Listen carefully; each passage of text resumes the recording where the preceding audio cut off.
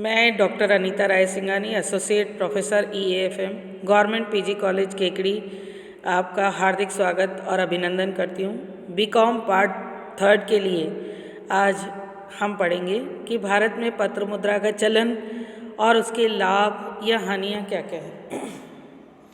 भारत में पत्र मुद्रा का चलन, उसके लाभ और हानियों को पढ़ने से पहले हम पता करेंगे कि पत्र मुद्रा किसे कहते हैं या पत्र मुद्रा का क्या आशय है। तो मीनिंग पढ़ना है हमें। कागज़ पर छपी मुद्रा को पत्र मुद्रा कहते हैं। यह कागज़ पर छपी हुई निश्चित राशि के भुगतान का प्रतिज्ञा पत्र है, जो किसी भी सरकार अथवा केंद्रीय बैंक द्वारा अपनी मोहर लगा करके जारी किया जाता है। तो ये कागज़ पर छपी होने से इसका अपना मूल्य नहीं होता है, बल्कि सरकार की साख के आधार पर यह चलती है। भारत में पत्र मुद्रा का चलन कब हुआ और इसका क्या इतिहास है, इसको अब हम स्टडी करेंगे। सबसे पहले बात करेंगे 1861 के पूर्व भारत में पूर्व निजी क्षेत्र में बैंक कार्य कर रहे थे। The general bank of India, the bank of Hindustan, oriental bank of commerce आदि ने विभिन्न देवनागरी लिपि में कागजी मुद्रा निर्गमित की थी। सरकार के एकाधिकार के अंतर्गत पत्र मुद्रा का निर्गमन 1861 के बाद हुआ। 1935 का वर्ष भी बहुत महत्वपूर्ण है कि 1935 में पत्र मुद्रा के निर्गमन का दायित्व RBI को दे दिया गया था और जॉर्ज पंचम के चित्र वाले नोटों के स्थान पर जॉर्ज षष्ठ के चित्र वाले नोट 1938 में जारी किए गए थे। इसके बाद स्वतंत्रता की बात करें तो 1947 में जॉर्ज षष्ठ के चित्र वाले नोट के स्थान पर अशोक के स्तंभ के सिंह के चित्र वाले पत्र मुद्रा का चलन हुआ। महात्मा गांधी के चित्र वाले 500 रुपये के नोट 1987 से प्रचलन में आए और 1996 से सभी नोटों पर अशोक के स्तंभ के सिंह के स्थान पर महात्मा गांधी के चित्र वाले नोट आए, जो अब तक चल रहे हैं। रिजर्व बैंक ऑफ इंडिया के गवर्नर YV रेड्डी ने अपनी कार्यकाल के दौरान 2005 से निर्मित होने वाले नोटों के निर्गमन पर वर्ष नापना शुरू कर दिया था।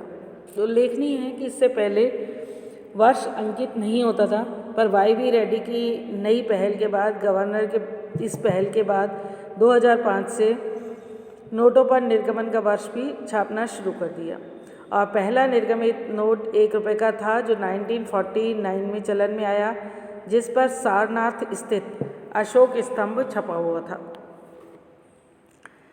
1 रुपये का नोट वित्त मंत्रालय द्वारा निर्मित होता है, जिस पर वित्त सचिव के हस्ताक्षर होते हैं, जबकि 1 रुपये से अधिक के नोटों का निर्गमन रिजर्व बैंक के द्वारा होता है तथा इन नोटों पर हस्ताक्षर रिजर्व बैंक के गवर्नर के होते हैं। रिजर्व बैंक द्वारा निर्मित सभी नोटों पर हिंदी तथा अंग्रेजी में मिलाकर कुल 17 भाषाओं में लिखा हुआ है। रुपए के लिए सिंबल के लिए चयनित चिन्ह की रचना IIT मुंबई के स्नातकोत्तर उपाधि प्राप्त उदय कुमार ने की है। देवनागरी के रोमन अक्षर R से मिलते जुलते प्रतीक चिन्ह R को रुपए के प्रतीक के रूप में स्वीकार किया गया। आपने देखा होगा कि R के ऊपर 2 लाइन्स, र के ऊपर 2 लाइन्स खींच करके इसे जो है सिंबल के रूप में मान्यता दी गई है। इस प्रकार भारत अपने रुपए की अलग पहचान रखने वाला विश्व का 5वां देश बन चुका है। अब हम आते हैं और स्टडी करते हैं कि पत्र मुद्रा के क्या लाभ हैं। सबसे पहला लाभ ये है कि पत्र मुद्रा बहुत ही हल्की होती है और सुविधाजनक होती है, इसलिए एक स्थान से दूसरे स्थान पर कम समय में आसानी से ले जाया जा सकता है। इस कारण पत्र मुद्रा में वहनीयता का गुण भी पाया जाता है। दूसरा इसका लाभ है कि पत्र मुद्रा के चलन से बहुमूल्य धातु की बचत होती है और इस धातु का प्रयोग अन्य कार्यों में किया जा सकता है। प्राचीन समय में स्वर्ण मुद्रा पाई जाती थी, रजत मुद्रा पाई जाती थी, तो उससे बहुमूल्य धातु का बहुत ज़्यादा प्रयोग पत्र मुद्रा के स्थान पर होता था। अब पत्र मुद्रा आने से धातु का प्रयोग अन्य स्थानों पर किया जा सकता है। तीसरा महत्वपूर्ण पॉइंट है कि पत्र मुद्रा में लोचता पाई जाती है। पत्र मुद्रा देश की आर्थिक परिस्थितियों के अनुसार कम या ज़्यादा की जा सकती है, पर पत्र मुद्रा के चलन से धातु के सिक्के चलन में नहीं होते, तो इसलिए कम घिसावट होती है और इसको जो है कम उपयोग में धातुओं का प्रयोग नहीं किया जाता है, कम किया जाता है। पत्र मुद्रा को गिनने और परखने में सुविधा होती है। इस तरह कह सकते हैं कि आम आदमी भी, एक आम नॉर्मल पर्सन भी जो है मुद्रा का उपयोग बहुत आसानी से और सुविधाजनक तरीके से कर सकता है। इसी के साथ पत्र मुद्रा का एक लाभ ये भी है कि पत्र मुद्रा बहुत अधिक सुरक्षित होती है।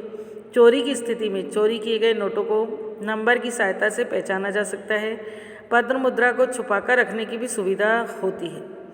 इसी तरह एक लाभ और भी है कि पत्र मुद्रा को संकटकालीन मित्र माना जाता है। सरकार युद्ध और विकास कार्यों के लिए पत्र मुद्रा छापकर संकट को दूर भी कर सकती है।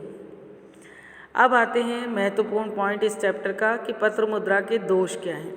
कि पत्र मुद्रा का प्रयोग का क्षेत्र देश की सीमाओं तक सीमित होता है। देश की सीमाओं से बाहर उसका कुछ भी मूल्य नहीं होता है। यदि हम यहाँ से विदेश चले जाएं, अगर हमें वहाँ डॉलर की आवश्यकता है तो वहाँ हमारे रुपए को हमें डॉलर में कन्वर्ट करना पड़ेगा, तभी हम कार्य कर पाएंगे।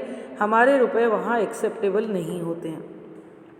पत्र मुद्रा का जीवन काल कम होता है। कागजी नोट हस्तांतरण होने से एक हाथ से दूसरे हाथ में जाने में और बार बार हस्तांतरण होने के कारण बहुत जल्दी गंदे भी हो जाते हैं, खराब हो जाते हैं, कट फट जाते हैं। पत्र मुद्रा में मुद्रास्फीति का भय रहता है।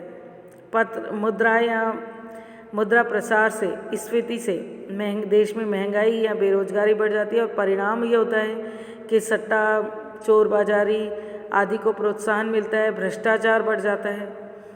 इसी तरीके से पत्र मुद्रा का एक दोष ये भी है कि पत्र मुद्रा का स्वयं का कोई मूल्य नहीं होता। पत्र मुद्रा सरकार की साख पर चलती है।